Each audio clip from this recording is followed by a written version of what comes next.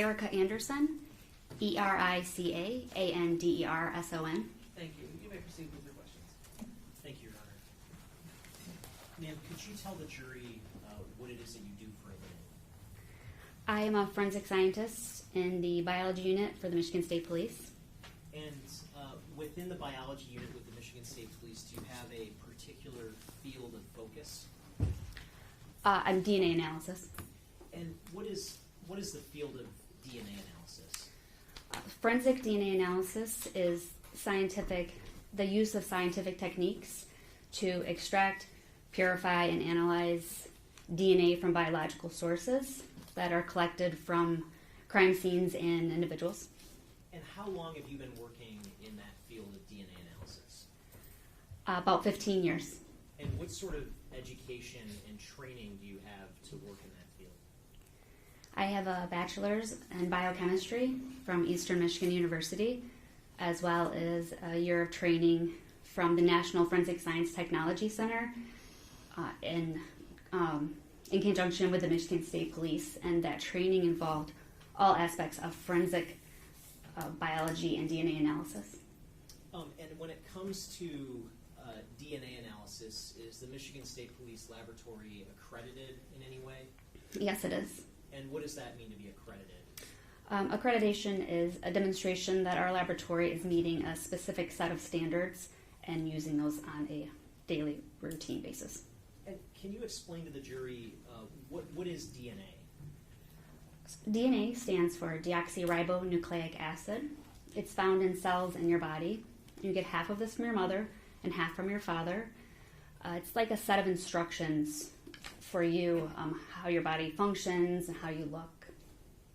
And is there any characteristic about DNA that enables it to be used in criminal investigations for telling us about a specific person, for instance? So a DNA profile is, we look at specific areas within your DNA. We look at 24 areas. 2 of those are going to give sex, and at the other remaining locations, you will have either 1 or 2 peaks, and that collectively makes up your DNA profile. We can compare your profile, an individual's profile, to items of evidence that we would also get those DNA profiles from. And is a DNA profile unique to a specific person, or can 2 people have the same DNA profile? Your profile is unique to you, with the exception of an identical twin. And can you briefly explain to the jury the process that's used to analyze a DNA profile? How we extract the DNA, the process? Is that what you mean? What's kind of the starting point? If let's say, hypothetically, you get a swab that purports to contain DNA, what does the Michigan State Police Lab do with that swab to be able to analyze a possible DNA profile? We receive, such as a swab, a cutting, and we would extract the DNA that's in this tube. It's usually inside of a small tube with a cap, and we use chemicals to break apart those cells. We then release the DNA from the cells, and we purify them to isolate only the DNA. We then see how much DNA is present and make millions of copies of it, so we have enough to be able to generate that picture. We put that in a separate insert to give us that printout of the DNA profile. Okay, and is there some sort of computer software that's used that helps facilitate this type of analysis?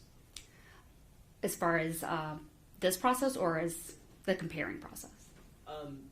The comparing process, I guess. Once a profile is created, what's done with it at that point? So once we've generated those profiles, we compare them using a software called StarMix. It's STRMIX. And what the software does is it tells us, or it kind of looks at this mixture and will indicate which DNA type combinations best fit that mixture.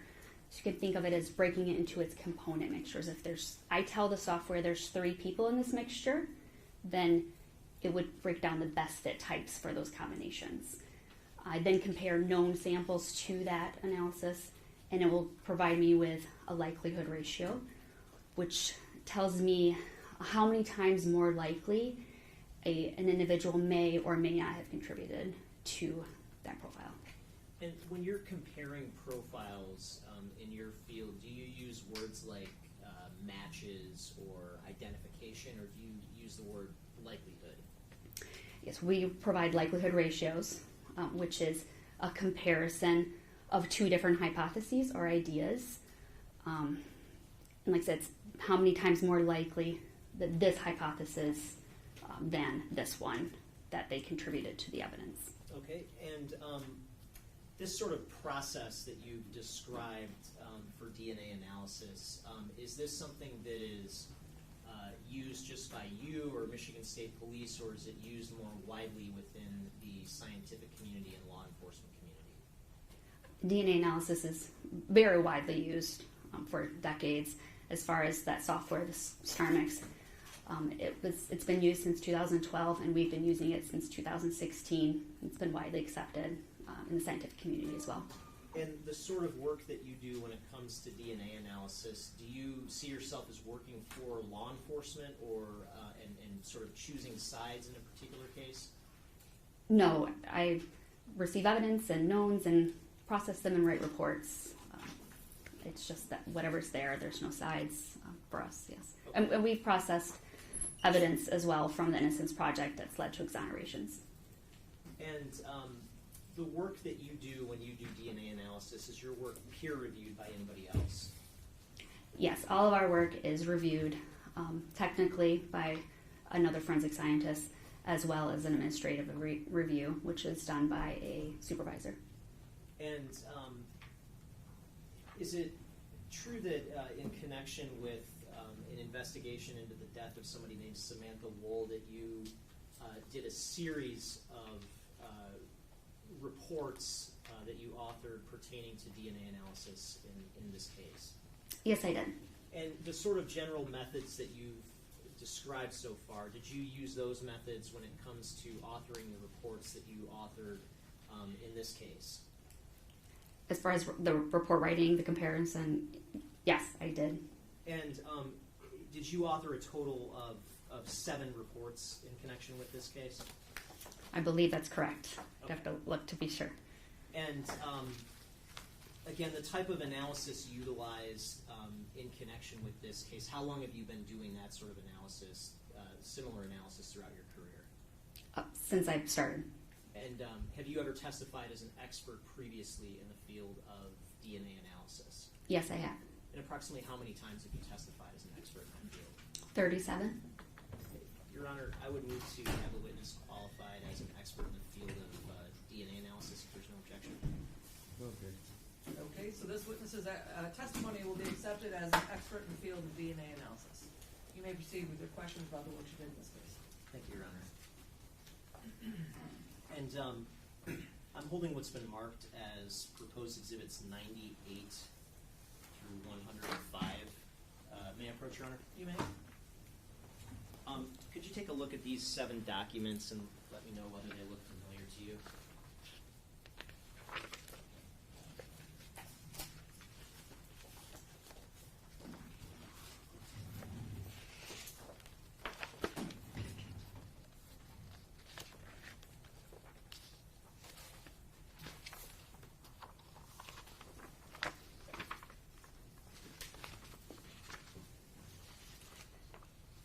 Yeah, the 7 here are mine, and then this one is Did I hand you an extra? someone else, yes. One? I'm sorry. Which one is that? It's Christy Seekada. No. Which number is that? I accidentally included 105, which wasn't included. But to the extent we're looking at proposed exhibits 98 through 103. The 4? I'm sorry, 104. Are those 7 documents reports that you specifically authored in connection with this case? Yes, they are. And do those 7 reports fairly and accurately reflect the analysis and the work that you did in connection with this case? Yes. Your Honor, I move to admit proposed exhibits 98 through 104. Okay, and that would be record 4, 5, 6, 8, 15, 17, and 18 respectively? Yeah, that's correct. Okay, noted. Okay, those will be admitted. And You I may want to publish. start with Exhibit 98.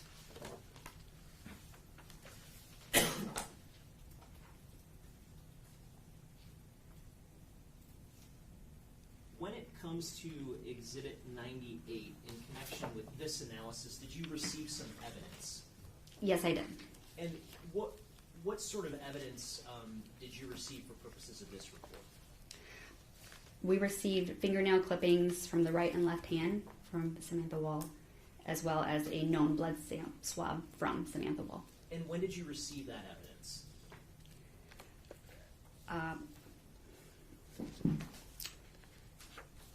I'd have to look at the chain of custody of when it was received. As far as my analysis, it was October 25th, 2023. Okay. And in terms of that evidence, were you able to reach certain interpretations surrounding those three items? Yes. And if we look at the interpretation section, what's the first interpretation say? A DNA profile was obtained from Samantha Woll's known blood sample, and that is sufficient for comparison. And so, when you say a DNA profile was obtained from that sample, what does that mean? From her known sample, we'll do that same process, breaking the cells open and quantifying and amping it, making millions of copies, and then we get a computer-generated printout, and it will be 1 or 2 peaks at each of the locations that we look at, and that is her known profile, and we'll use that to compare to any evidence in the case. And what does it mean for a profile to be sufficient for comparison purposes rather than insufficient for comparison purposes? So if something was insufficient, it's generally due to being too low. We have a threshold, a minimum that DNA, that those peaks must reach, and if it's below that, then it's insufficient, or the data is just too low with a lot that's below that threshold, and we can't. And it's not good for analyzing if you don't have that full profile from that known individual.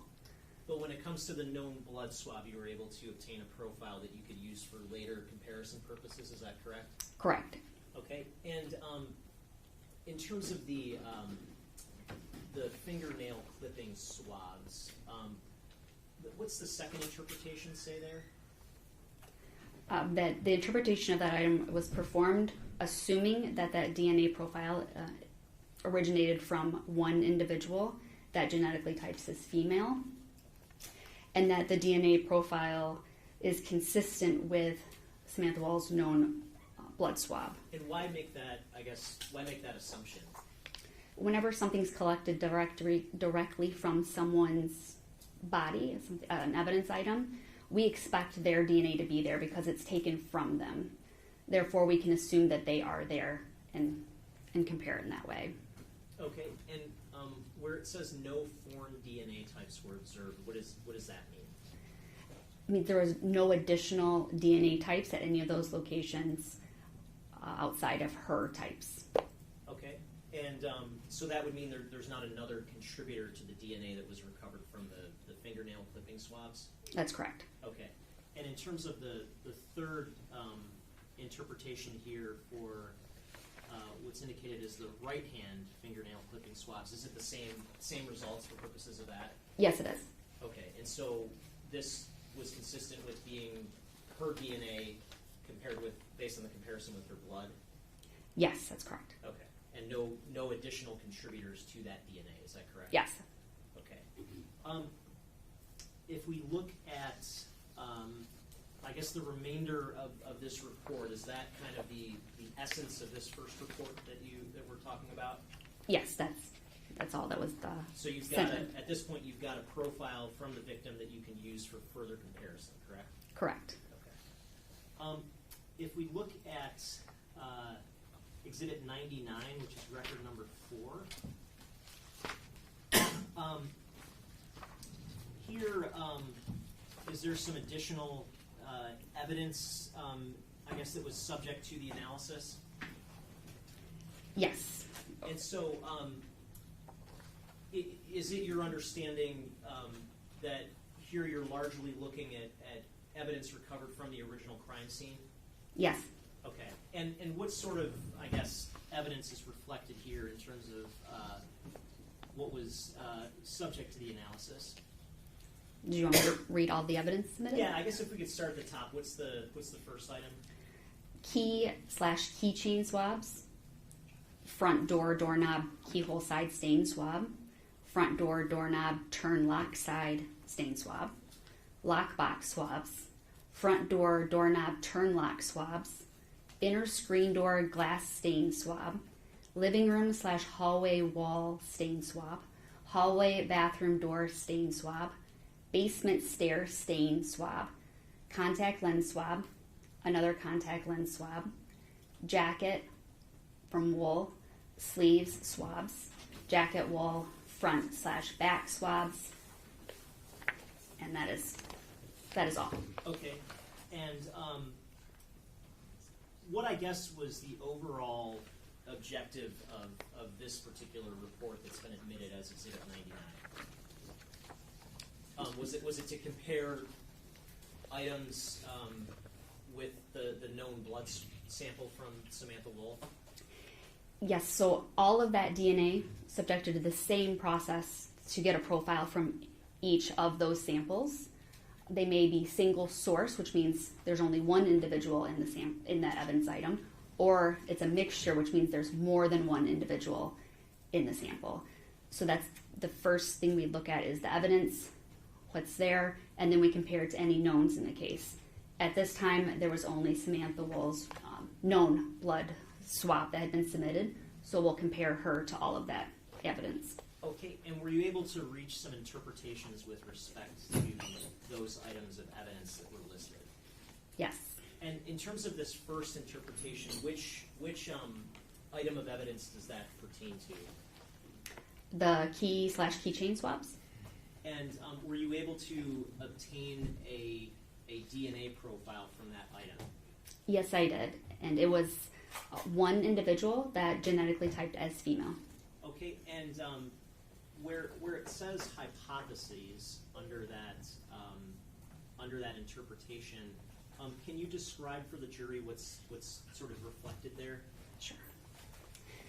So that likelihood ratio is comparing two different ideas. So if you think of it as a teeter-totter, hypothesis 1, the one idea is that, in this case, that it's Samantha Woll. Hypothesis 2 would be an unknown individual, and what we'll do is provide that likelihood ratio, and it will give support to one side or the other. Sometimes very strong, sometimes moderate, and sometimes there's an actual exclusion. And what were the results of the analysis here? So, based on the DNA typing results from that key/keychain swabs, it is approximately 120 septillion times more likely if it originated from Samantha Woll than if it was from an unrelated, unknown individual. And what's the kind of takeaway based on that if you look at the verbal scale results? So we provide a verbal scale. Those are very large numbers. And in this case, that is provides very strong support that she is the contributor to the key/keychain swabs. Okay, and if we go down to the next interpretation, number 2, what's the evidence that this interpretation pertains to? This is the front doorknob keyhole side stain swab. And were you able to obtain a DNA profile from that swab that was sufficient for comparison purposes? Yes. And what sort of, I guess, analysis or did you compare that with the known blood swab from Samantha Woll? Yes, so there was also a single source, one person, female, and using the same hypothesis as the previous evidence, that was based on that DNA typing results from that front doorknob keyhole side stain swab, is approximately 110 septillion times more likely if it originated from Samantha Woll than an unknown individual, and this does provide very strong support that she is the contributor. Okay, and then how about the third interpretation? Which item does that pertain to? It's the front door, doorknob, turn lock side stain swab. And again, were you able to obtain a DNA profile from that swab? Yes, just like the others, it was one person, female, and I did the exact same analysis, same hypotheses, and that was based on that, the DNA typing results obtained from that item, the front door, doorknob, turn lock side stain swab.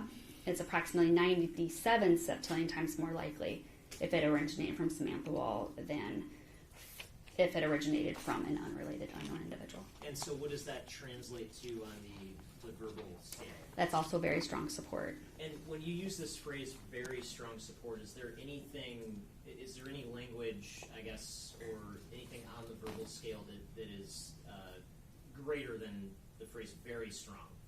No, that is the top of the scale. Okay. And if we go down to the fourth interpretation, the lockbox swabs, were you able to obtain a DNA profile from that particular set of swabs? Yes, the lockbox swabs, I determined that there were 4 individuals in that sample, at least one of which was male. Okay. And in your experience, in dealing with swabs taken from things like a door handle or areas around a door, is it abnormal to find multiple contributors to a swab from such an area? No, any area or any item that comes in contact with many individuals, especially items in public, counters and doorknobs, there would be an expectation that there would most likely be more individual present within the sample, especially if it's not cleaned very often. And for this interpretation with respect to the lockbox swabs, what were the sort of 2 competing hypotheses that were tested? So the hypothesis 1 is Samantha Woll and 3 unrelated unknown contributors, and then hypothesis 2 is 4 unrelated unknown contributors. And what were the results of that comparison? So based on the DNA typing results obtained from the lockbox swabs, it is approximately 37 septillion times more likely if it originated from Samantha Woll and 3 unrelated unknown contributors than if it originated from 4 unknown contributors. What does that translate to on the verbal scale? This analysis provides very strong support that Samantha Woll is a contributor to the lockbox swabs. And you see the remarks section, what does that indicate? There's additional analysis that did not meet quality control criteria. When we use that software, that StarMix, there are certain values that we look at after we run the analysis, and to ensure that it ran smoothly and that data, we can use that data. If those values are not where they should be, we'll restart the software and do it again. But we'll report it just so that there is a record of that. So that's what happened in this case. And in terms of the next interpretation, number 5, what's the sort of evidence that this pertains to? This is the front door doorknob turn lock swabs. And were you able to obtain a DNA profile from those sort of swabs? Yes, I determined that there were 2 individuals in that sample. And what were the 2 competing hypotheses that you looked at when it came to that DNA profile? Hypothesis 1 is that Samantha Woll and 1 unrelated unknown contributor, and hypothesis 2 would be 2 unrelated individuals, unknown contributors. And what were the results of this comparison? So based on the DNA typing results from the front door doorknob turn lock swabs, it is approximately 2.8 trillion times more likely if it originated from Samantha Woll and 1 unrelated unknown contributor than if it originated from 2 unrelated unknown contributors. And this provides very strong support that Samantha Woll is a contributor to the front door doorknob turn lock swabs. And if we go down to the 6th interpretation, what's the evidence that pertains to? The inner screen door glass stain swab. And were you able to get a DNA profile from that swab that was sufficient for comparison purposes? Yes, I determined that there was 1 individual that genetically typed as female. And so what was the set of hypotheses you tested when it came to that profile? That it was hypothesis 1, Samantha Woll, as hypothesis 2, an unrelated unknown contributor. And what were the results of that comparison? It was approximately 140 septillion times more likely if it originated from Samantha Woll than if it originated from an unknown, unrelated contributor. And this provides very strong support that she is the contributor to the inner screen door glass stain swab. And how about the seventh interpretation? What's the evidence that this interpretation pertains to? The living room hallway wall stain swab. And were you able to obtain a DNA profile from that set of swab or that swab? Yes, I determined that was also one individual that genetically types as female. And so what were the hypotheses tested for that swab? One, that it was Samantha Woll. Hypothesis 2, an unrelated unknown contributor. And the results of that, were they similar with the sort of other results we've discussed so far? Yes, that one was approximately 90 septillion times more likely if it originated from Samantha Woll than that unknown unrelated contributor, which provides very strong support that she is the contributor to the living room hallway stain swab. And how about the eighth interpretation? What's the evidence that this pertains to? The hallway bathroom door stain swab. And was there a DNA profile obtained from that swab? Yes, that one was also one individual that genetically types as female. And what were the hypotheses you tested when it came to that swab? Just as previous, hypothesis 1, Samantha Woll. Hypothesis 2, an unknown unrelated individual. And fair to say similar results here? Yes, approximately 110 septillion times more likely if it originated from Samantha Woll than if it originated from the unknown unrelated individual. And that provides very strong support that Samantha Woll is the contributor to the hallway bathroom door stain swab. And how about the ninth interpretation? What evidence does that pertain to? Basement stair stain swab. And are we dealing with sort of the same set of hypotheses, similar Yes. results? Same as before, it's one individual, genetically types as female, the same hypothesis as previous, and it's 110 septillion times more likely if it originated from Samantha Woll than if it originated from an unrelated unknown contributor, and that provides very strong support that she is the contributor to the basement stair stain swab. And how about interpretation number 10? What does that pertain to? Contact lens swab. And again, if we go down, are we kind of dealing with similar results for that swab? Yes, it's the same. One person, genetically types as female, the same previous hypotheses, approximately 120 septillion times more likely if it originated from Samantha Woll than if it originated from an unrelated unknown contributor, which provides very strong support that Samantha Woll is the contributor to that contact lens swab. And if we look at interpretation number 11, the other contact lens swab, are we dealing with similar results? Yes, also female, genetically types as female, one individual, same hypotheses, and that is it is approximately 130 septillion times more likely if it originated from Samantha Woll than an unrelated unknown contributor, which provides very strong support that she is the contributor to that contact lens swab. And then how about interpretation number 12? Which evidence does this pertain to? Jacket, sleeve swabs, and from Woll. And similar story here in terms of the results? Yes, also genetically types as female, one individual with the same hypotheses. It is approximately 130 septillion times more likely if it originated from Samantha Woll than an unrelated unknown contributor. This provides very strong support that Samantha Woll is the contributor to the jacket sleeves wall. And in terms of interpretation 13, the other jacket swabs, are we looking at similar results? Yes, this is the front/back swabs. Also genetically types as female, one individual. Same hypotheses. It is approximately 110 septillion times more likely if it originated from Samantha Woll than if it originated from an unknown, unrelated contributor, which provides very strong support that Samantha Woll is the contributor Okay, and so at this stage of your analysis, do you have any other reference samples for comparison purposes other than Samantha Woll's blood sample? No.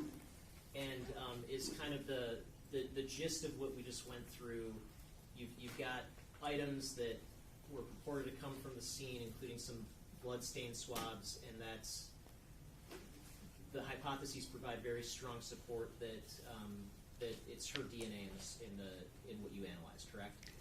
Yes. Okay. I want to go to Exhibit 100, which is record number 6.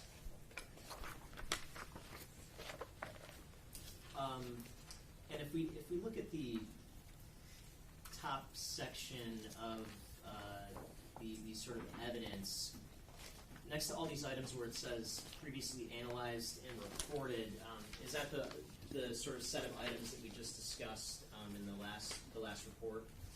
Yes. So all of those items, I'm just indicating that they were already analyzed and reported on the previous record. Okay, and then at this point, do you also have some additional items, primarily buccal swabs, that were interpreted? Yes, we received reference samples, which are known samples collected from the inside of someone's cheek. Generally, in this case, that is what they did. From Jeffrey Herbstman, Aaron Pergament, and Andrew Schultz. Okay, and so if we look at the interpretations, what does sort of the first interpretation tell us? My first interpretation is whether I obtained profiles from those reference samples from those individuals that are sufficient for comparison purposes, which I did. Okay, and so you've got suitable comparison profiles for all three of these individuals then to compare with all the other evidence that was previously discussed? Yes, that's correct. Okay, and the second interpretation, when it comes to the keychain swabs, what does that reflect? So initially, I will indicate what I'd previously reported for that item, which was that it was one individual that genetically types as female, and then I've compared these known samples to that item, and they are excluded as contributors. All three of those reference samples. And is that because their DNA is consistent? It's genetically typed as male? Not just that it's male, that the profile isn't. They are not in that sample. Okay. There's one individual, and they are excluded. And if you look at the next two interpretations for the front door doorknob key hole side swab and the turn lock side swab, is it kind of the same story there? Yes, it is. So those three individuals are excluded from the DNA profiles obtained from those two swabs? Yes. Okay, and if we look down at interpretation number 5, what's the set of hypotheses that you tested for purposes of I guess this first segment of the interpretation? So for each of these, the hypothesis will be that individual and 3 unrelated unknown individuals, and hypothesis 2 would be 4 unknown unrelated individuals. So we're comparing those two ideas.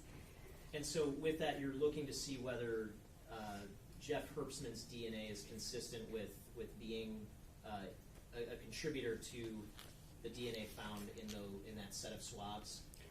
So he is the first one that would be in that first hypothesis, yes. Okay.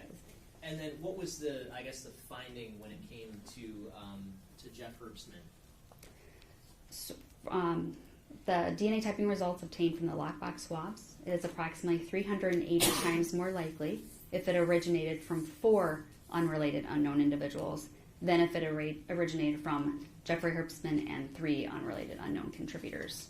Okay, and so was his DNA excluded from that swab? Not an exclusion, no. Is there any, I guess, support for the idea that his DNA is a contributor to the profile obtained from that swab? Well, the verbal scale in this case would be it's moderate support that Jeffrey Herbstman is not a contributor to the lockbox swabs. Okay, and then if we go down to the next set of hypotheses for the lockbox swabs, does this pertain to Aaron Pergament? Yes, and like I said, the first hypothesis is the individual with 3 unknown. Second hypothesis is 4 unknown, and this is based on the DNA typing results from the lockbox swabs. It's 41 times more likely if it originated from 4 unrelated unknown contributors than if it originated from Aaron Pergament and 3 unrelated unknown contributors. And this provides limited support that he is not a contributor to the lockbox swabs. Okay, and then in terms of the next interpretation, does that pertain to the Andrew Schultz buckle? Yes, Andrew Schultz, same hypothesis as before. With him, results obtained from the lockbox swabs, it is equally likely if it originated from Andrew Schultz and 3 unrelated unknown contributors, or if it originated from 4 unrelated unknown contributors. The analysis of the lockbox swabs with regards to Andrew Schultz is uninformative. Okay, and then if we go down to interpretation number 6, are you basically doing these same 3 comparisons, but for purposes of the front door doorknob turn lock swabs? Yes, this was the front door doorknob turn lock swabs, and this was 2 individuals. So at each of these hypotheses, hypothesis 1 will be the individual and an unknown contributor. Hypothesis 2, 2 unknown unrelated contributors.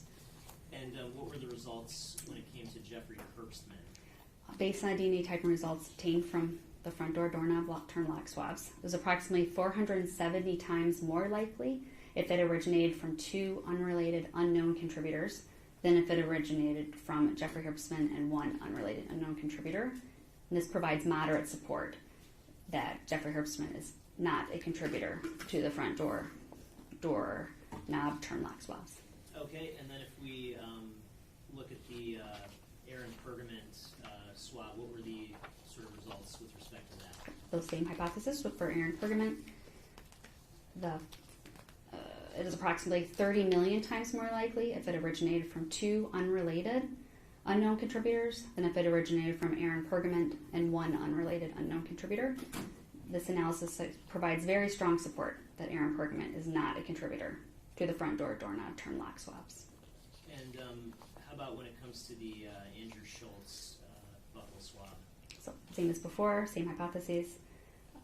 It is approximately 4.8 thousand times more likely if it originated from 2 unrelated unknown contributors than if it originated from Andrew Schultz and 1 unrelated unknown contributor.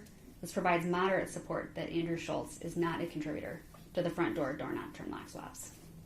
Okay, and then if we look at starting with interpretation 7, the inner screen door glass stain swab, were you able to exclude all 3 of those individuals as contributing to that DNA profile? Yes. And was that the same for interpretation number 8 when it comes to the living room hallway wall stain swab? Yes.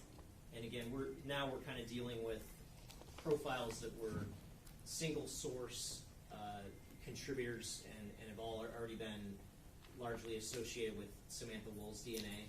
Yes, they're 1 contributor, so they're compared to that single source sample. Okay.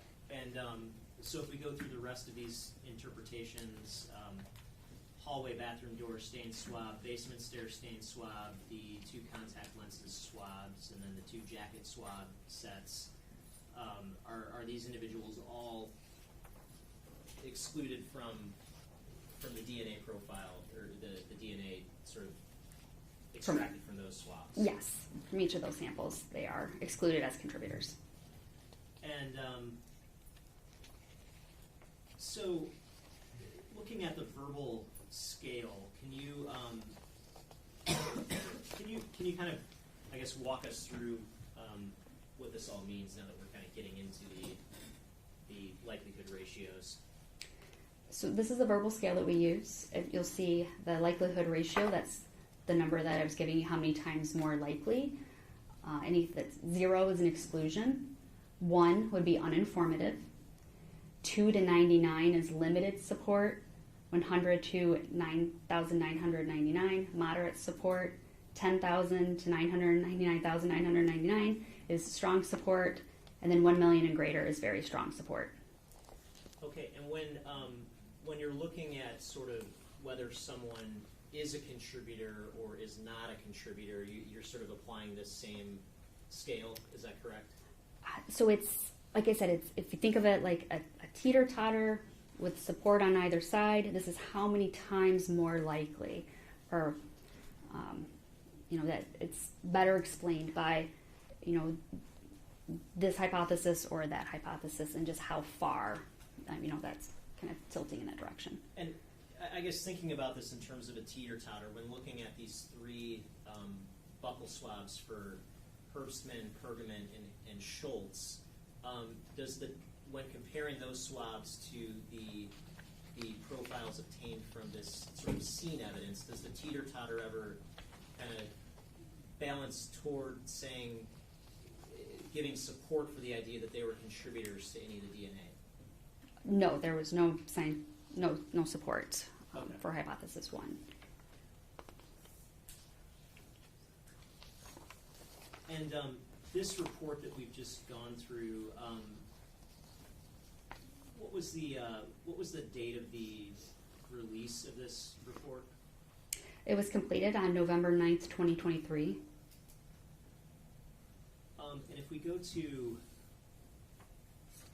record number 8, which is exhibit 101, so if we look at the evidence in connection with this report, are we still largely looking at that sort of same body of evidence from the scene that was discussed in the last 2 reports? Yes. And then when it comes to this report, did you have some additional reference samples to sort of analyze for comparison? Yes, we had several references submitted. And can you just kind of fire off the list of names here in terms of the buccal swabs that were received? Benjamin Safran, Robert Becker, Joshua Goldberg, David Wilkinson, Virginia Gosman, Roy Ball, Jermaine Granby, Christopher Stevens, Brett Foreman, David Shannon, Michael Anderson, and Billy Schultz. Okay, and did you sort of compare all those various samples to all the other evidence that was discussed from the scene? Yes. If we just sort of look at the first interpretation here, does that just tell us that you were able to obtain DNA profiles from all those buccal swabs for all the individuals that you just mentioned? Yes, I obtained profiles that were sufficient for comparison. Okay, and then you use those profiles to actually compare to the other evidence that we've discussed? Yes. Okay, and in terms of interpretation 2 with respect to the keychain swabs, were all these individuals excluded? Yes, all the samples that were single source from the evidence, all of these individuals were excluded as contributors to those evidence items. Okay, and then I guess just kind of running through this for interpretations 3 and 4, the 2 swabs from the doorknob. Is that kind of the same story, same result, exclusions all across the board? For the doorknob keyhole sites? For number 3 and 4. Yes. Okay. And then if we look at number 5, we're looking at the lockbox swabs, is that correct? Yes, And this is the one with 4 contributors. correct. When it comes to Benjamin Safran,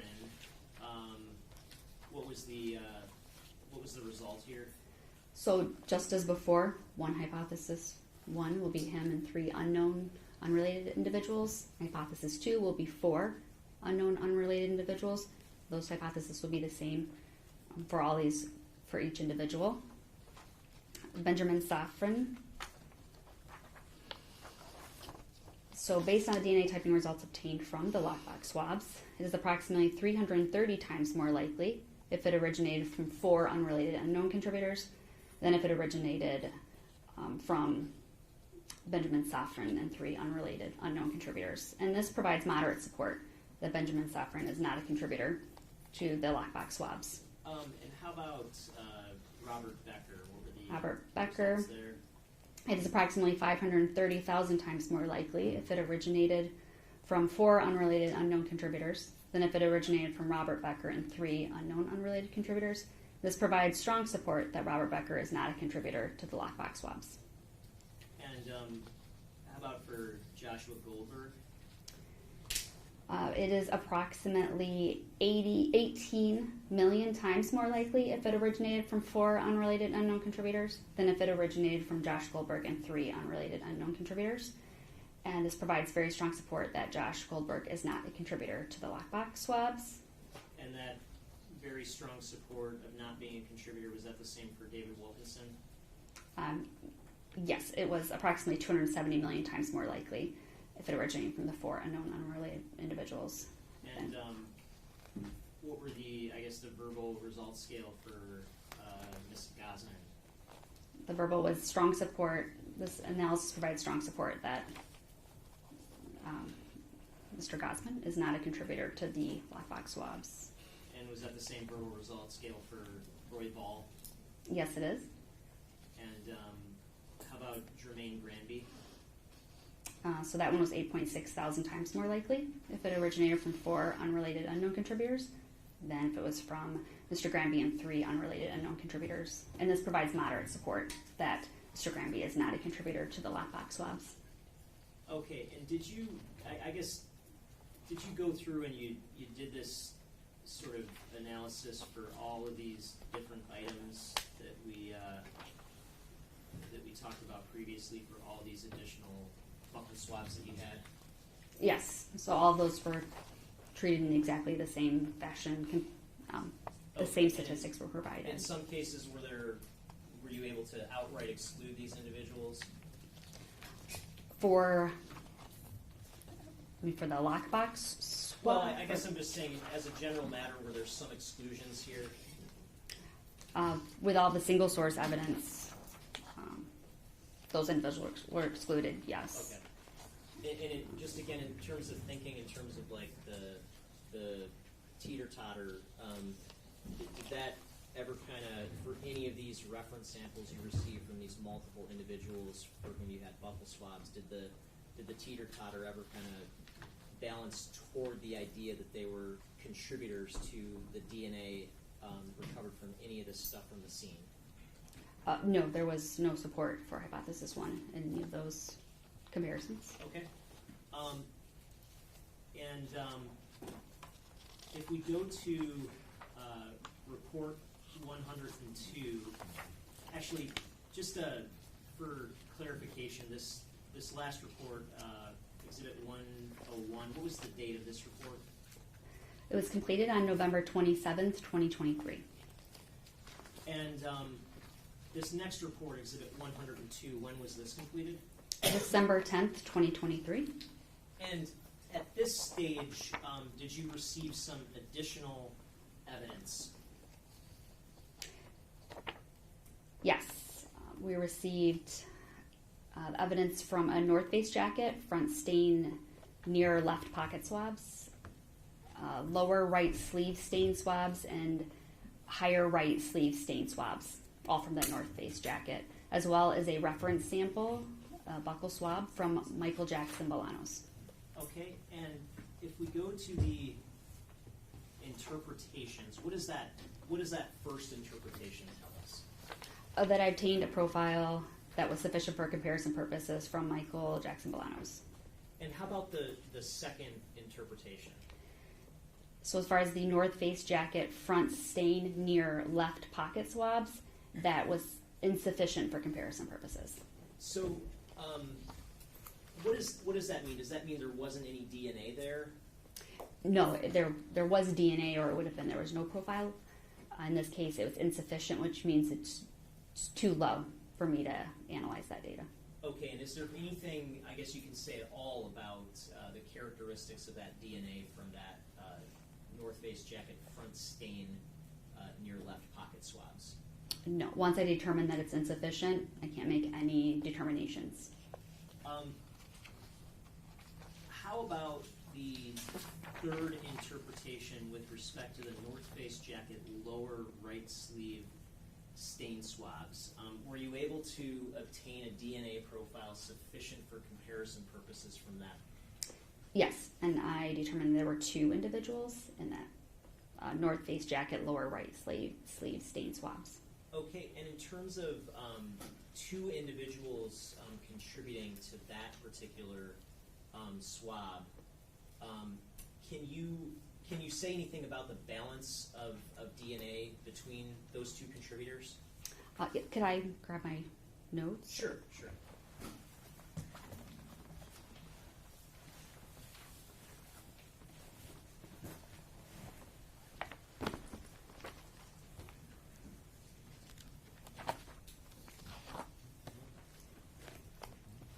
So when this mixture is interpreted in that software that I had explained earlier, it will indicate also the proportions of each of those individuals in the sample. And so this determined it was 89%, 11%. So would that mean 89% of the DNA comes from one person, 11% comes from another person? Correct. And within that overall profile that you had, it was sufficient for comparison? Correct. And did you compare that profile with the profile obtained from Samantha Woll's blood sample? Yes, I did. And did you test a set of hypotheses when it came to that comparison? Yes, so hypothesis 1 would be Samantha Woll and 1 related unknown contributor. Hypothesis 2, 2 unrelated unknown contributors. Based on the DNA typing results from that North Face jacket lower right sleeve stain swab, is approximately 32 quintillion times more likely if it originated from Samantha Woll and 1 unrelated unknown contributor than if it originated from 2 unrelated unknown contributors. And this analysis provides very strong support that Samantha Woll is a contributor to the North Face jacket lower right sleeve stain swabs.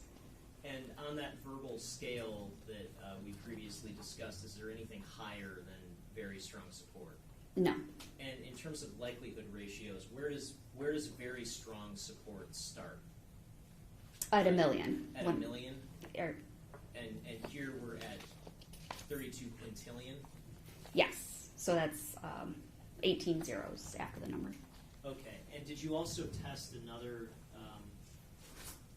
set of hypotheses when it came to that DNA profile obtained from the lower right sleeve stain swabs? We also compared that known reference sample from Michael Jackson-Bolanos. So that would be hypothesis 1, Michael Jackson-Bolanos, and 1 unrelated unknown contributor. Hypothesis 2 would be 2 unrelated unknown contributors. And based on the DNA typing results obtained from the North Face jacket lower right sleeve stain swabs, is approximately 140,000 times more likely if it originated from 2 unrelated unknown contributors than if it originated from Michael Jackson-Bolanos and 1 unrelated unknown contributor. So this analysis provides strong support that Michael Jackson-Bolanos is not a contributor to the North Face jacket lower right sleeve stain swab. And how about the fourth interpretation here with respect to the North Face jacket higher right sleeve stain swabs? Were you able to obtain a DNA profile from that set of swabs? Yes, determined that was also 2 individuals. And again, in terms of the balance of the 2 individuals that contributed to that DNA profile, was there anything you were able to say about how much one contributed versus the other? It was determined to be 64%, 36%. Okay, and did you test a set of hypotheses when it comes to that other set of swabs from the North Face jacket? Yes, just as the previous conclusion, it was hypothesis 1, Samantha Woll, and 1 unrelated unknown contributor. Hypothesis 2, 2 unknown unrelated contributors. And based on the DNA typing results from the North Face jacket, higher right sleeve stain swabs is approximately 2.2 trillion times more likely if it originated from Samantha Woll and 1 unrelated unknown contributor than if it originated from 2 unrelated unknown contributors. And this provides very strong support that Samantha Woll is a contributor to the North Face jacket higher right sleeve stain swabs. And did you also test a set of hypotheses when it came to the Michael Jackson-Bolanos buccal swab and the North Face jacket higher right sleeve stain swabs? Yes, same hypothesis with Michael Jackson-Bolanos and 1 unrelated unknown contributor and 2 unrelated unknown contributors. And based on the DNA typing results obtained from the North Face jacket higher right sleeve stain swabs, it is approximately 1.3 thousand times more likely if it originated from 2 unrelated unknown contributors than if it originated from Michael Jackson-Bolanos and 1 unrelated unknown contributor. This analysis provides moderate support that Michael Jackson-Bolanos is not a contributor to the North Face higher right sleeve stain swabs. I want to move to Exhibit 103, which is record number 17. And this particular report, what was the date that this was completed? December 13th, 2023. And in terms of the evidence listed in this report, are we essentially looking at all that body of scene evidence from before, plus the Michael Jackson-Bolanos buccal swab? That is correct. Okay, and when it came to that buccal swab, you indicated previously you were able to obtain a profile sufficient for comparison purposes? Yes, so that would have been previously reported, yes. And did you compare the profile from that swab with the profiles obtained from all of this scene-related evidence here? Yes. And again, when it comes to some of that evidence, was that swab or was the profile from the Michael Jackson-Bolanos buccal swab excluded? Yes, those evidence items that were single source, one person, he was excluded as a contributor to those items. And then kind of like with respect to the other reference samples that were compared for the multiple other individuals, did you ever have in any of this comparison a situation where the teeter-totter kind of balanced toward finding support for the idea that the Michael Jackson-Bolanos buccal swab was consistent with being a contributor to any of the DNA profiles from the stuff recovered from the scene? There was no support for hypothesis 1 in those conclusions. Okay, and so if we look at, if we just look at some of these, just as an example, so we're looking at the lockbox swabs interpretation number 4. What's just the verbal scale result for that analysis? Moderate support that Michael Jackson-Bolanos is not a contributor to the lockbox swabs. And if we move to Exhibit 104,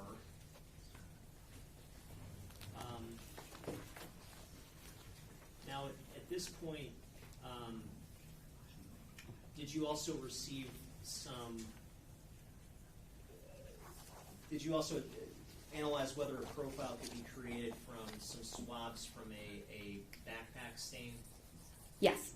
And did you also receive Tierra white buccal swab? Yes. And did you also receive some swabs from the North Face jacket for potential contact DNA or wear DNA? Yes, from the collar and the wrists. Okay. And did you compare these items with some of the previous North Face swabs and Ms. Woll's blood sample to the varying degrees that you could compare these items? I performed those comparisons against these items, yes. Okay. And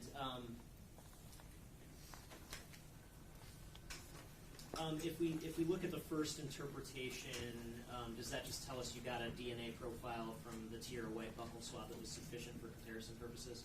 Yes.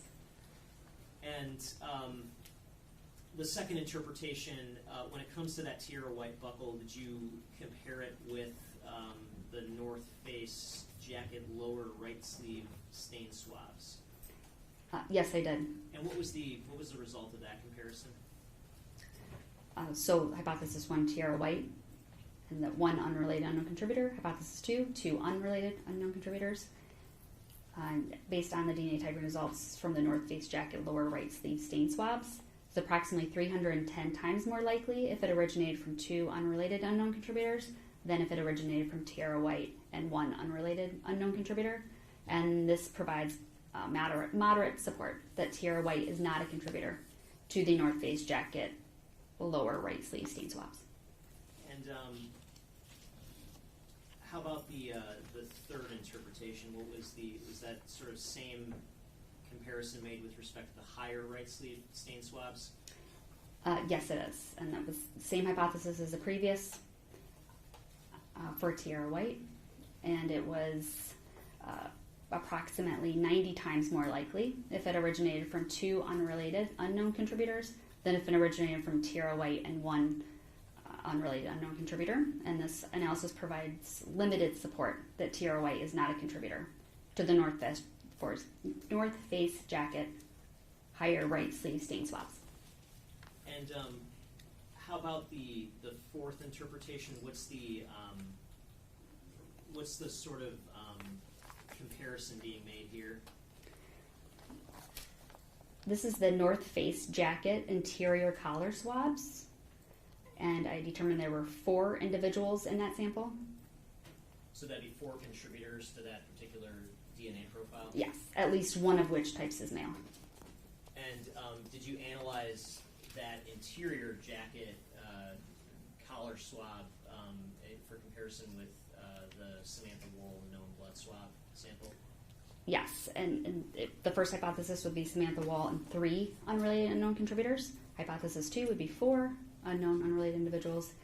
Based on the DNA typing results, and this is from the collar swabs, it is approximately 16 times more likely if it originated from 4 unrelated unknown contributors than if it originated from Samantha Woll and 3 unrelated unknown related contributors. This analysis provides limited support that Samantha Woll is not a contributor to the North Face jacket interior collar swabs. Did you also compare the interior collar jacket swabs with the Michael Jackson-Bolanos buccal swab profile? Yes. And what was the result there? And so in this case, same hypothesis, Michael Jackson-Bolanos and 3 unrelated unknown contributors, and 2 is 4 unrelated unknown contributors. And this is based on the DNA typing results obtained from, and this is the collar swabs.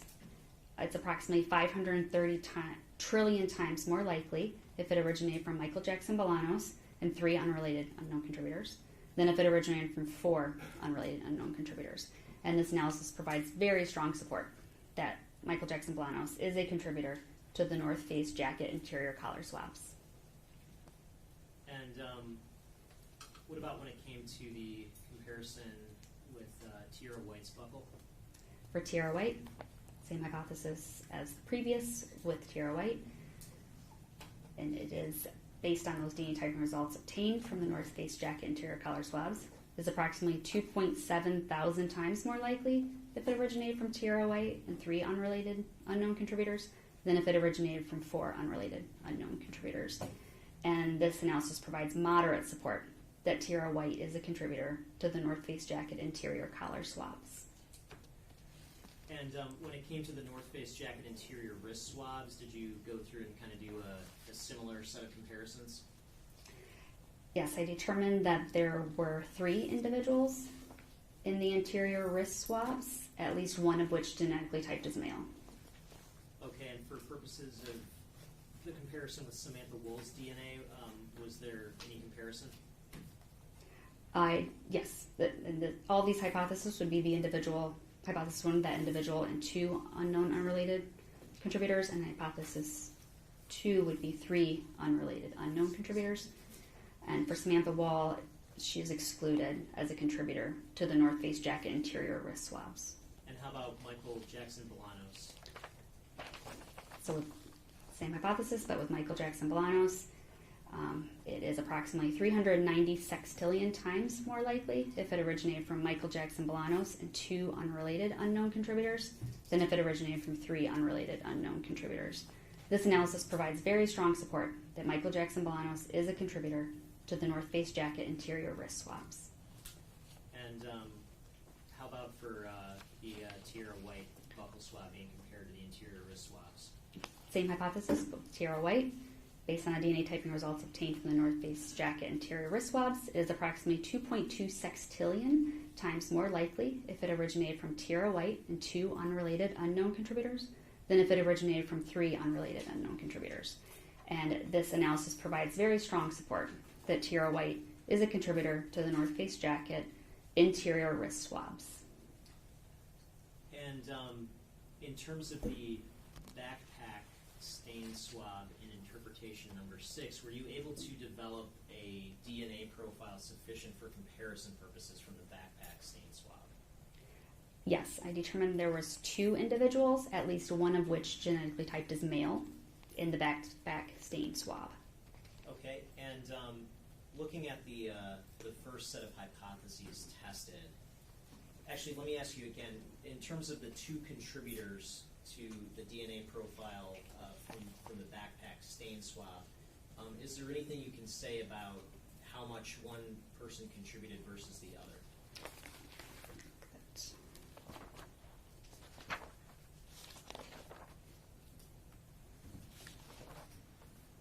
So for the backpack stain swab, it was determined to be 96%, 4%. Okay, and that 4%, is there anything you can say about that sort of subset of the DNA? Just that it's male? I mean, I can only say that there is a male in the sample. I can't assign it specifically to a contributor, just based on our analysis. 4% is very low, so generally there's less information when there's only 4%. And what was the first set of hypotheses you tested when it came to the backpack stain swab? So all these hypotheses would be the individual and 1 unrelated unknown contributor for hypothesis 1. Hypothesis 2 would be 2 unrelated unknown contributors. So beginning with Samantha Woll, based on the DNA typing results obtained from the backpack stain swab, it is approximately 20 septillion times more likely if it originated from Samantha Woll and 1 unrelated unknown contributor than if it originated from 2 unrelated unknown contributors. This analysis provides very strong support that Samantha Woll is a contributor to the backpack stain swab. And so now this is the third finding that she was, that there's very strong support that she was a contributor to a particular swab associated with an article of clothing? I believe that this is the third very strong support. I'd object to the characterization of a backpack as an article of clothing. Rephrase your question. Okay, and so previously you discussed 2 instances with respect to North Face jacket swabs where there was very strong support that Samantha Woll is a contributor to the DNA from those swabs, correct? Correct. And then we also have this additional very strong support finding for purposes of the backpack stain swab. Is that correct? Correct. And then did you also look to see whether Michael Jackson-Bolanos was a contributor to the backpack stain swab? I also compared Michael Jackson-Bolanos, the same hypothesis, and for him, Michael Jackson-Bolanos is excluded as a contributor to the backpack stain swab. And how about for Tierra White? So, like I said, same hypothesis. Based on DNA typing results obtained from the backpack stain swab, it is equally likely if it originated from Tierra White and 1 unrelated unknown contributor, or if it originated from 2 unrelated unknown contributors. The analysis of the backpack stain swab with regards to Tierra White is uninformative. And for, did you also look at backpack swabs for potential wear or contact DNA? I received a swab that was labeled as backpack swabs. And was there anything, I guess, you could glean from that? set of swabs? So for the backpack swabs, it was not suitable for further interpretations due to its complexity and number of potential contributors, and therefore no comparisons can be made to any DNA reference samples. Now, can you describe for the jury, I guess, what's meant by the phrase contact DNA or touch DNA? Generally, touch or contact is if I touch this and we swab it, I leave behind potentially skin cells. So that would be generally what's meant by that term versus blood stains or saliva, for example. Okay. Hypothetically, if someone went into a room and was fully dressed and wearing a mask and a hood and a set of gloves, would you expect that person to leave behind touch or contact DNA? I wouldn't want to speculate as to whether they would or wouldn't. If someone's wearing gloves, however, and they touch a surface, the DNA won't travel through the gloves. If they had their DNA had gotten on the outside of the gloves and they touched the surface, there's a possibility that their DNA would be found. Okay.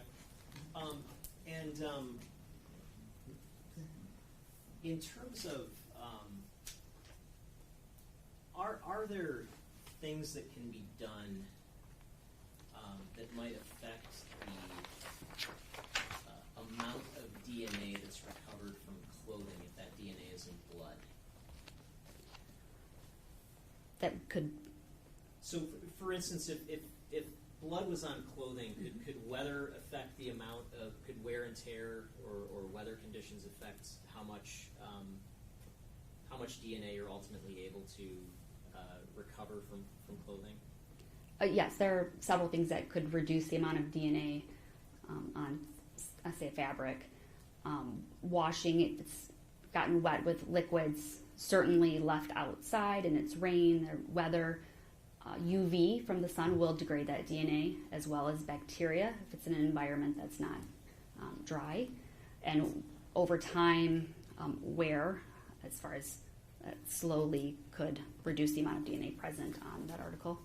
Okay, and in terms of your analysis and ability to opine on DNA comparisons, are you limited to opining on the sort of amount that was recovered, the amount of DNA that was recovered at the time a particular item was swabbed? Yes, I'm not involved with this. I received the swab, so I don't see it. I don't know how they've sampled that stain. But I guess what I'm asking is let me try to clarify. So, I guess you would agree that all the evidence that we discussed largely comes from items that were swabbed, correct? Yes, that's correct. And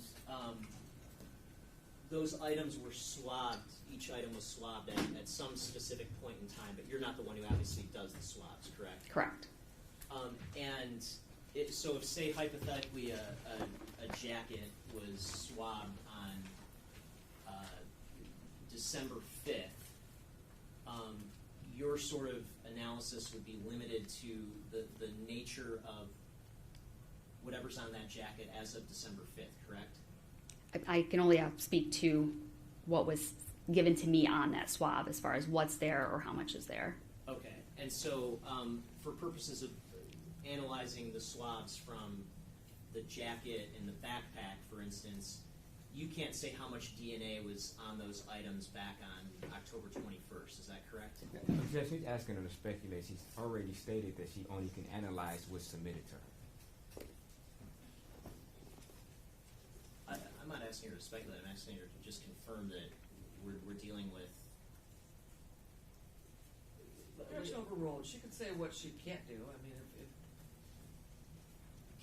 Can you say anything about how much DNA or the nature of DNA on a particular item at a point in time before it was swabbed?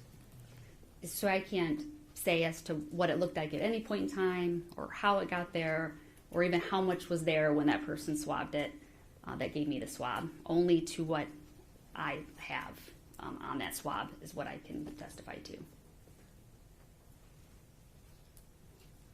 Okay, thank you. I have nothing further. Good afternoon. Good afternoon. Now, you indicated that you use a star mix. That's the software that you use to, I guess, get your different comparisons? It is software that we use for to provide that statistic that Okay. likelihood ratios. And the likelihood is based upon the information that you put into the star mix, such as how many contributors you believe to be contributing to, I guess, whatever sample, correct? Yes, I determine how many contributors are there, and I provide that information to the software. Okay. So if you think it's 2 contributors, one unknown and one known, versus the likelihood of 2 unknowns, you would enter that into the computer, and then it'll give you a probability of what's possible compared to it being 1 unknown contributor and 1 known contributor versus 2 unknowns. Do I have that correct? I'm not sure I completely understand what you're asking. So, I'm sorry, maybe I can rephrase it. So basically, you're asking for a hypothesis, and you're asking for the system to confirm if your hypothesis is the likelihood of it being more likely than not, correct? So let me just kind of explain that. Okay.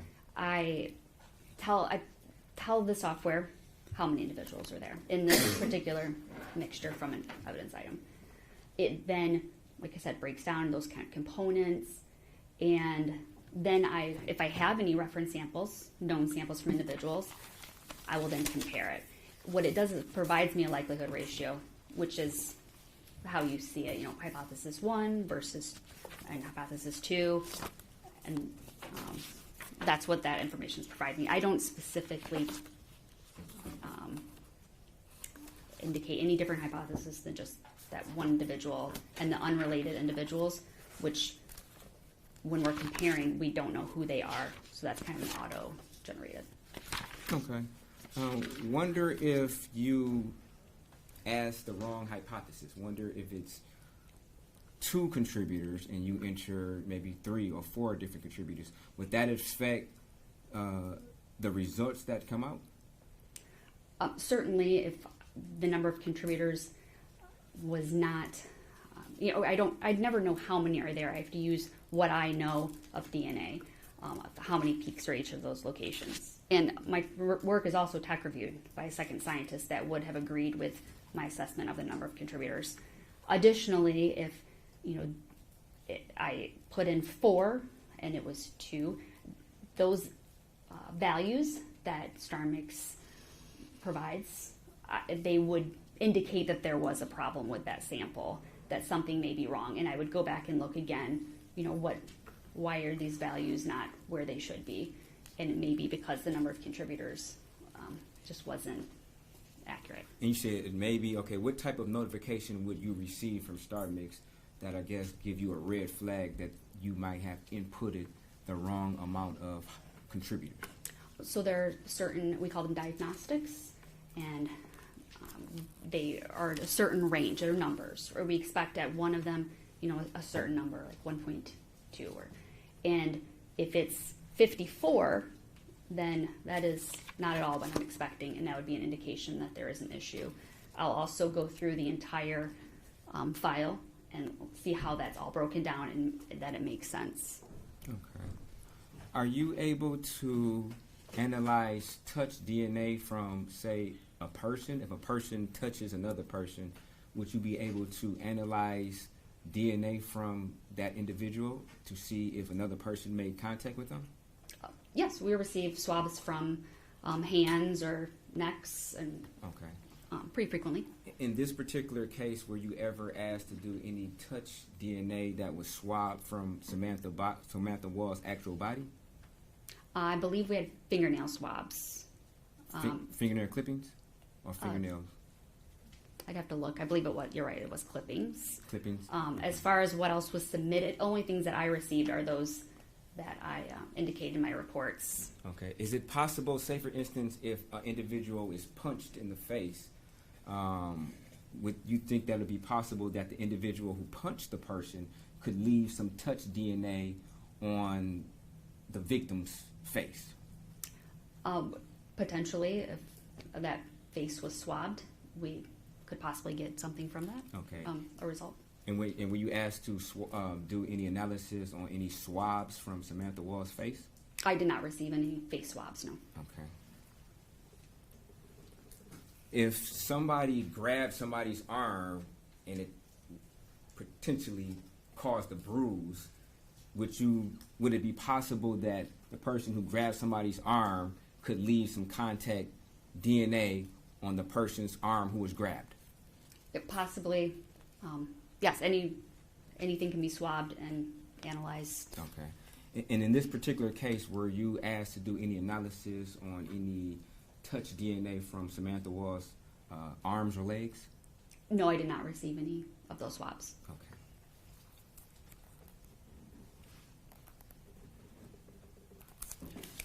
Now, you indicated that I guess Star Mix doesn't give you a match, correct? It doesn't say, okay, this DNA matches this DNA, correct? Yeah, we do not provide a match or. Okay, so there's no way to actually enter a sample of DNA in Star Mix to say this is 100% a match to a particular known sample, correct? No, it will. We only provide the likelihood ratios that I had in my reports. Okay.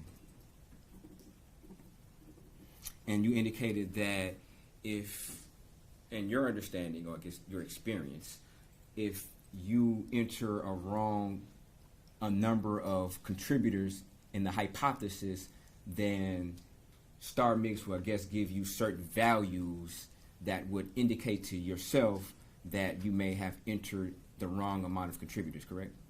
Correct. I would most likely see an indication that there was something with that run that it did not align properly, as well as that tech review from one of my fellow scientists that would also review my work and indicate if they did not agree with my assessment of the number of contributors.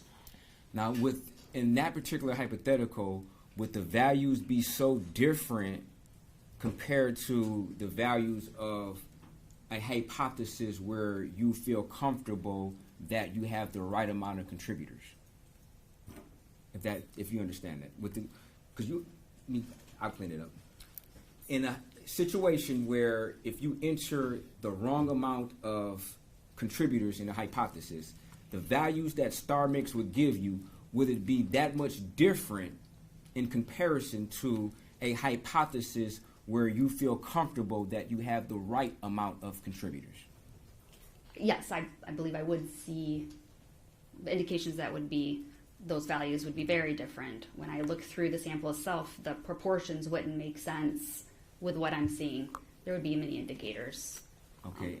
And when you say values, can you just give us an example? Is it like different columns? Is it different variables, different numbers, different, what type of values are you actually looking at? They're numbers, and you expect it to be a certain number. And if, like I said, if it's much higher, then we know that that would be an indication. Okay. And what are these numbers? Are they referring to a particular quantity of an ingredient, quantity of what are these numbers, I guess, relative to, or do they relate to? I'm sorry. So there's one of them is how well the analysis converged. So it's it's going through, it's trying all these different kind of combination. It uses mathematics and what we know of how DNA behaves, and if it can't come to a conclusion, then the net value would be very out of range from where you'd expect it to be, which indicated that it couldn't come to a consensus, if you will. Okay. And is there any way of manually checking the work of Star Mix after it comes to a conclusion that a person can check behind? The calculations are, we need a computer to do it. We can't just do it with a calculator. It would take years. Okay. So there's no way of actually, say for instance in fingerprints, I know you may not be a fingerprint expert, a way of actually looking at certain values by eye and comparing them to the sample to see that, okay, these particular samples or two different contributors have certain matching points here, here, and here, and here, and here. So therefore, I know that the answer that the computer gave me is accurate. I mean, there's mathematically wise, I can't. I do look to make sure that the analysis makes sense with the combinations that that it's indicating would go together in that mixture. And so that's kind of my way of looking at it with those DNA types from the individual and what I'm seeing in the sample. But as far as any calculations, I mean, I can't do that. Okay. And when your work is peer reviewed, is your peer also using the same software to verify whether or not your work is correct? So they're also trained in the software, the StarMix, and they will also review that file that is from that software to make sure that they also agree with all of the conclusions. Okay. And when your work is peer reviewed, are different hypotheses used in order to see if they have different results, or are they using the same hypothesis that you use to see if they get a similar result? So they don't rerun it, they just look at the work that I did. There are no other, hypotheses versus there, or, not there. We will run additional hypotheses if there's a request from, to do that from the agency, a certain combinations. Is there a way to determine, I guess, the values without actually running the hypothesis through the StarMix? I'm sorry, can you repeat? Is there a way to come to, I guess, a realization of what the value should be as far as how many contributors without running that hypothesis through the StarMix?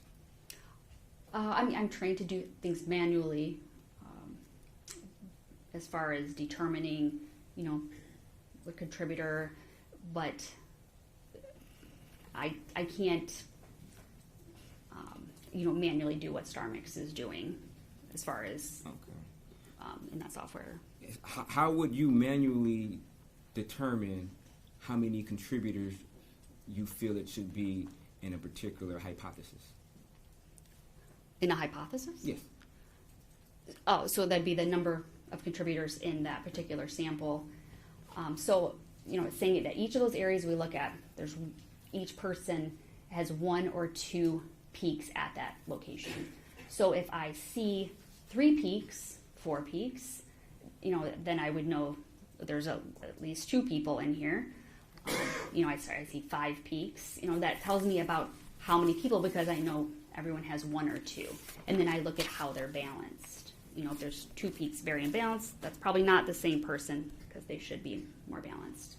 So that's how I determine how many individuals are in that evidence sample for that hypothesis. Okay. And you said that when people have either 1 or 2 peaks, and when you see maybe additional peaks, you would say that it probably would be, I guess, additional individuals, correct?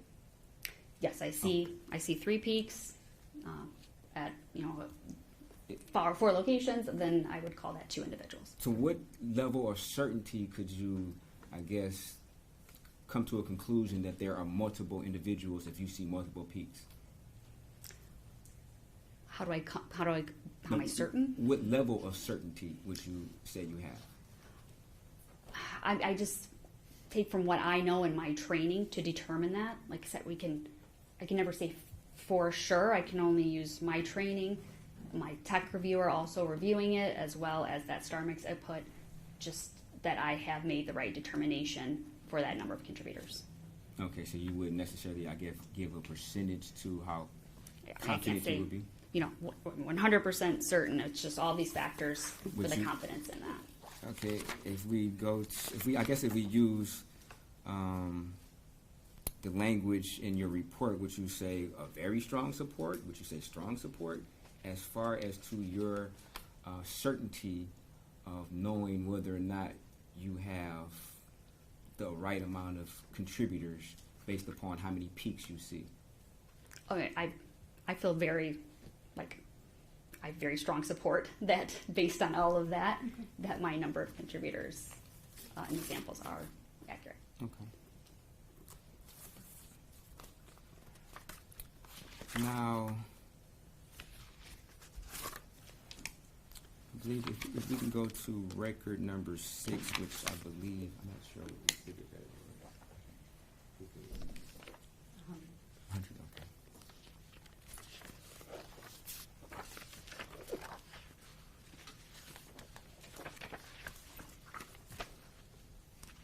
Now, just a question. For these, like for number 6, front doorknob turn lock swab, was that was it a touch DNA that you were trying to analyze, or was it a blood stain from the doorknob that you were analyzing these particular samples against? I believe this was submitted as something without a body fluid, so my touch sample. Okay. Okay, fair enough.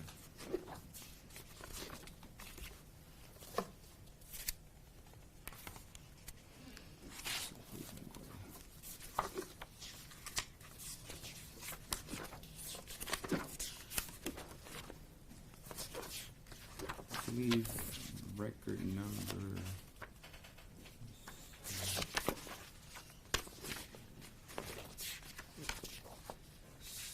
17, which I believe it's 103. 103.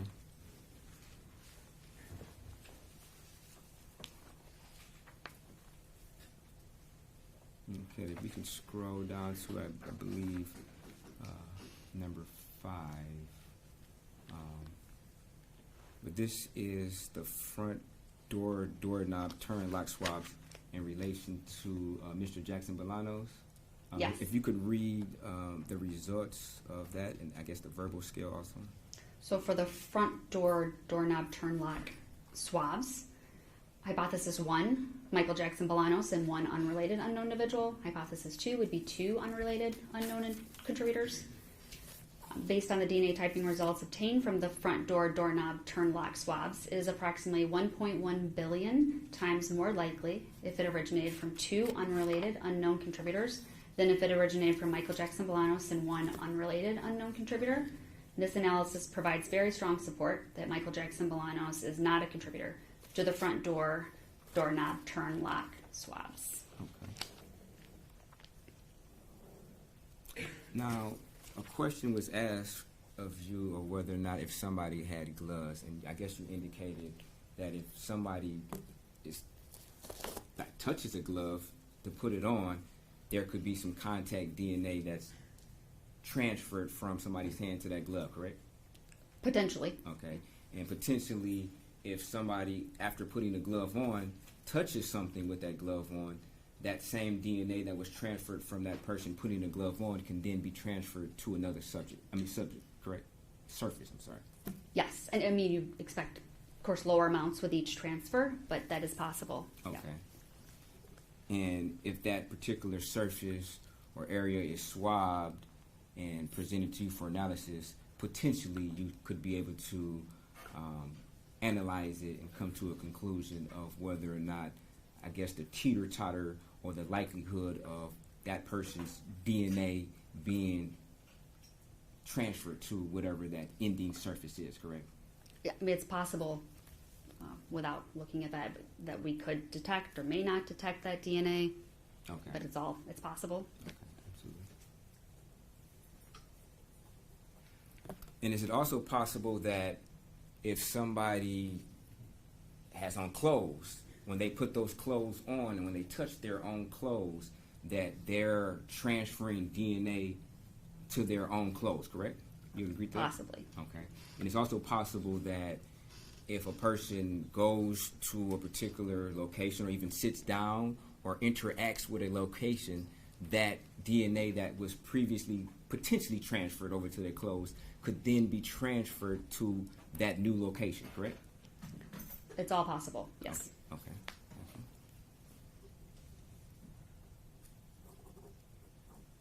So it's possible, no matter how a person is dressed, it's possible that their DNA could be transferred to a new location that they visit subsequently after putting their clothes on, correct?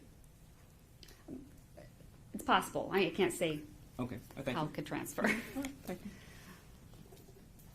But based upon your experience, it's possible, correct? Yeah, I mean, Okay. there's always transfer possible from one item to another. Like I said, with each transfer, it's going to get lower if it's transferred. I mean, everything is a possibility. Okay. And when you examined or analyzed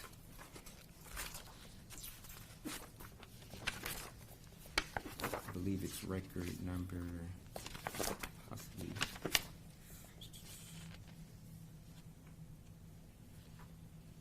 15. What is 102? What is categorized as the lower right sleeve stain and the higher right sleeve stain. You didn't actually see these particular stains on how they were actually collected, correct? No, I didn't. Okay, and you didn't name them higher or lower yourself, correct? No. So you don't know whether or not higher and lower just means higher in relation to the one that's actually lower, correct? Like if they mislabeled. No, I'm sorry. When the stain that's called, or the sample that's called higher right stain, you don't know if that is called higher right stain because it's just in geographical location higher than the one that's actually lower on the sleeve, if that makes sense. Yeah, I mean, generally that's how they're labeled, but I did not see it collected, and I didn't name it. Okay.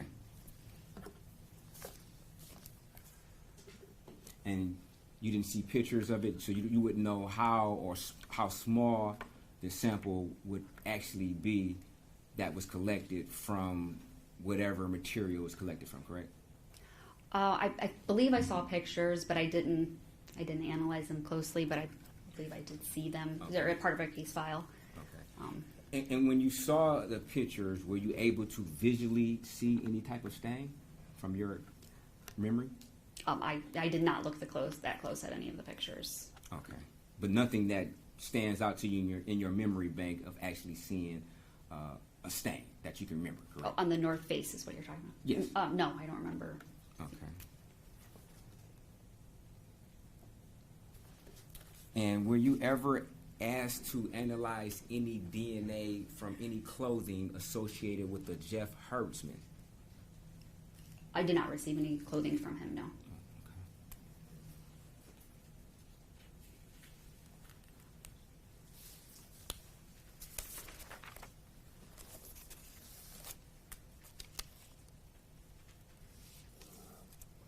Now, you indicated that over time DNA could be, I guess, reduced. Do you know approximately how long it would take, or would it take a long time? Or? Just for DNA in an item in general, Yeah. No, I wouldn't speculate. There Okay. would be so many factors involved in Okay. anything like that. Fair enough.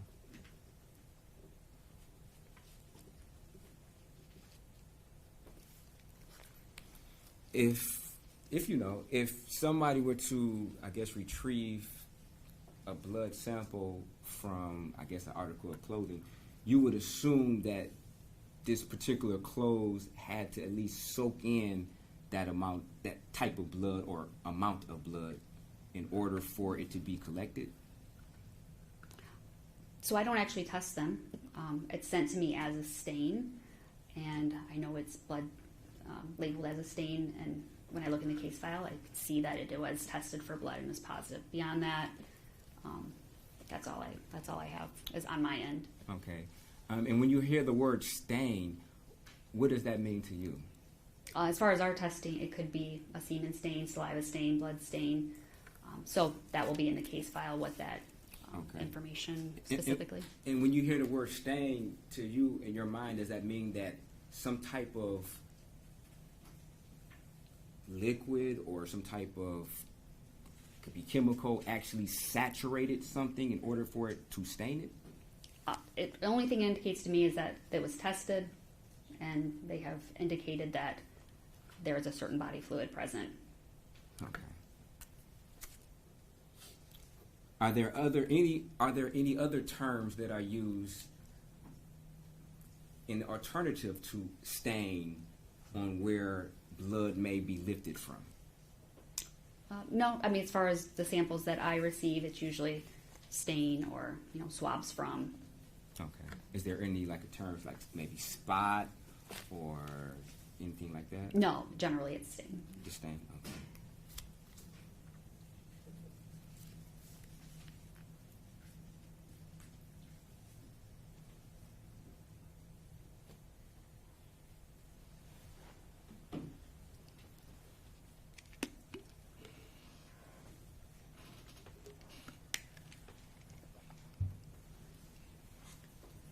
Thank you. No further questions.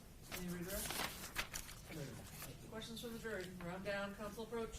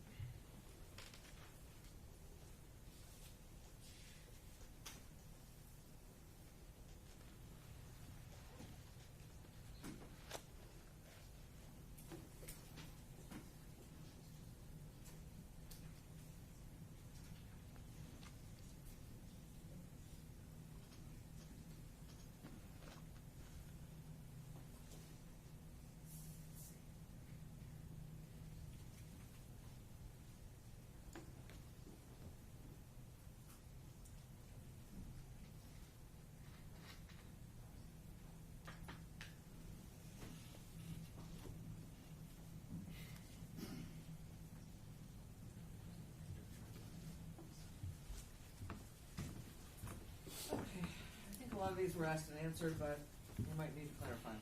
How do you determine how many contributors to put into the system or input in the system? So when I look at, like I said, those areas in the DNA that we examine, each of those areas have, if it's one person, they'll have one or two peaks at that specific area.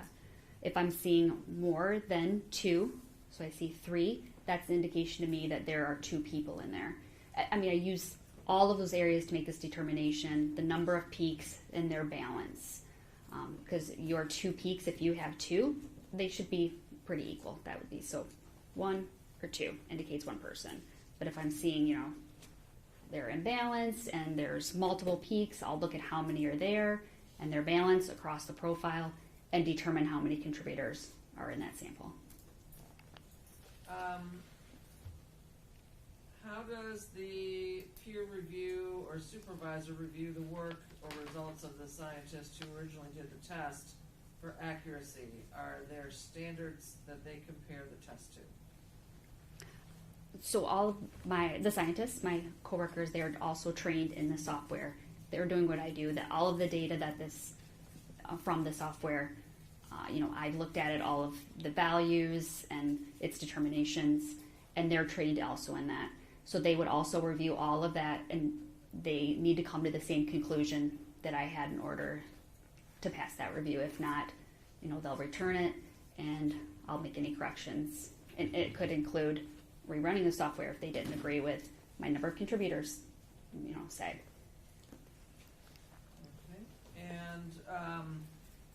Does having multiple DNA profiles in one sample hinder the ability of the program to connect a sample to a person?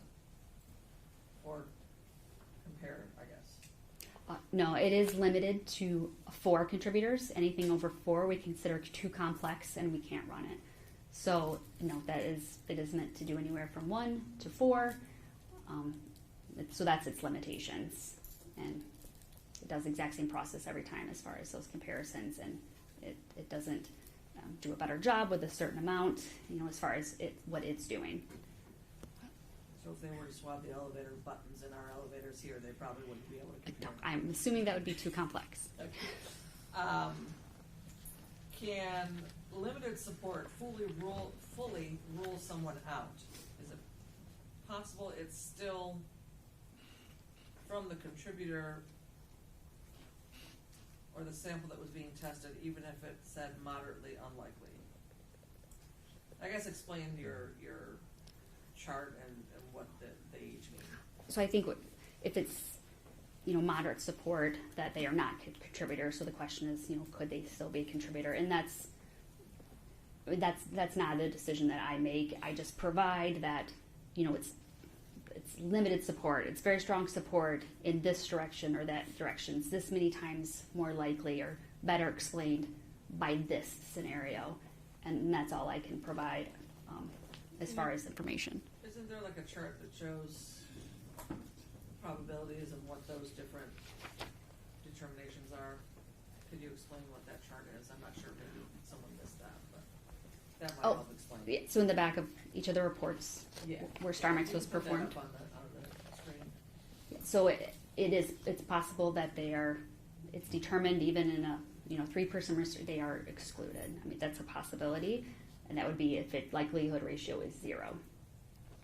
And that uninformative is like there's no support either way. It's uninformative. And limited support, that 2 to 99 likelihood ratio, like I said, limited, and it'll either be support or not support, and so on. Moderate support, strong support, with those likelihood ratios. Okay. So over 1 million or greater is where you get to the very strong support. Yes. So anything over 1 million, we consider very strong support for support or what other side of the hypothesis, 1 or 2. Can you get a DNA specimen or sample from both transfer skin cells and blood cells from the same evidence specimen, if both are present?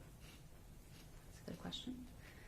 Yes, so we can only test something for body fluid, and there'll be the initial testing from the body fluid identification. There's an indication if there's blood, semen, saliva, and then I indicate there's 2 individuals. I can't say which was blood or skin cells or both blood. All we know is there is blood within that sample. Generally, blood does have a higher DNA amount than skin cells. That's generally lower, but it's not always 100% true. And if someone was touched, punched, or grabbed, and the offender was wearing gloves, could that prevent the transfer of touch DNA to the victim? Certainly, yes. Like I said, DNA isn't going to travel through the gloves from their skin. The only possibility is if there was something on the outside of the glove that could be transferred, but we would see low amounts, obviously, from that transfer. That was already a transfer. Any further questions based on those? Just a couple.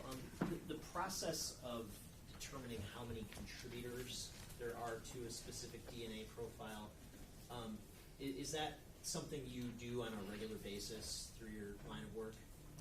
Yes, it's very common since 2009. That is part of every case that I work generally. I mean, it is part of every case. I determine, unless there is no profile or it's insufficient, I'm determining the number of contributors. And even if there's too many and it's too complex. And is that portion of your work, determining the number of contributors, is that portion of your work peer reviewed?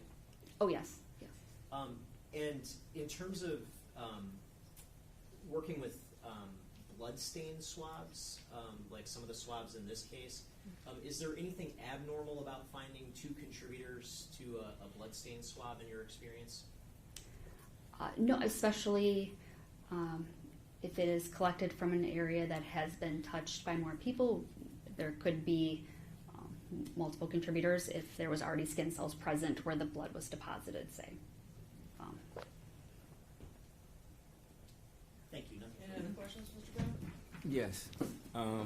You stated that your work is peer-reviewed as far as determining or hypothesizing on how many contributors there are. Did you also indicate that when your work is peer-reviewed, it's not reran through StarMix to see if a similar or the same results are established by your peer? No, we would expect them to get the same results. StarMix is, it's repeatable. You put the exact same profile in with the same parameter, how many contributors. We don't expect it to change very much at all. It would be slightly because it runs every time. So we would not need to rerun that. They would just need to examine that entire case file, and those results to make sure they agree with them. Okay, but they're not using any type of software to check your work when they're doing the review process. They're just looking at the results and seeing whether or not they agree with them without actually having any input from StarMix or any other similar software, correct? Yes, they are not rerunning it. If we reran it, we'd have to report it out. So no, they don't rerun it. Okay. And if you had the wrong amount of contributors, if they're not running it through StarMix to see the values that could be associated, such as the red flags that you mentioned earlier that StarMix would give you if StarMix feels that you have the wrong contributors, how would your peer be in a position to determine whether or not you had the right contributors if they're not looking at those red flags or running those red flags themselves, running the system themselves to see those red flags? Well, it's everything. They would examine the profile itself before they look at any of the StarMix, and they would determine the number of contributors present. And then they would then look at what I had, and if they agree, they wouldn't, we wouldn't just run it to see what happens with different, we determine the number of contributors from the profile itself. So there'd be no reason to run other ones just to see if it didn't give values that we expect. As long as everything shows that it worked properly, then we wouldn't run any other ones. Okay. And when you run an analysis with the hypothesis in there, do you run it again to see if you get the same results, just in case you entered a wrong number the first time? You might have been tired or whatever, you hit a wrong key by mistake. Do you rerun that system just as a safeguard to make sure that all the different variables were inputted correctly? So I don't actually type in any numbers except number of contributors, 2, 3. And I'll always double check that. My tech reviewer double checks that. I import the data directly from, our system, the picture of that DNA profile that was generated, upload it directly into StarMix. So I don't actually put anything, it's straight from there. The instrumentation. Okay, in that profile, how is that profile labeled as far as when you're inputting it? Are you labeling it sample 1, or is the computer randomly assigning it a name? So all of those evidence profiles, known references, when they come in the door, they get IDs, and that ID stays with it all the way through the system. It's it's scanned into the instrumentation, so all the way through the end, as far as the profile itself, still has that ID attached to it. So when I import in StarMix, it has that ID on it. Okay, you said that they get IDs. Is that by a human? Is that by a computer? Well, the case itself will get a lab number, and then each of the items of evidence will then get, an item number that is attached to that for our record system. And it's on the tube, and additionally it gets a second barcode which is scanned that tracks it all the way through the system through DNA analysis. Oh, okay, thank you. No further questions. Any further? No, Your Honor. Any further questions from the jury? Write down quickly, please. Counsel approach. Everyone's ready.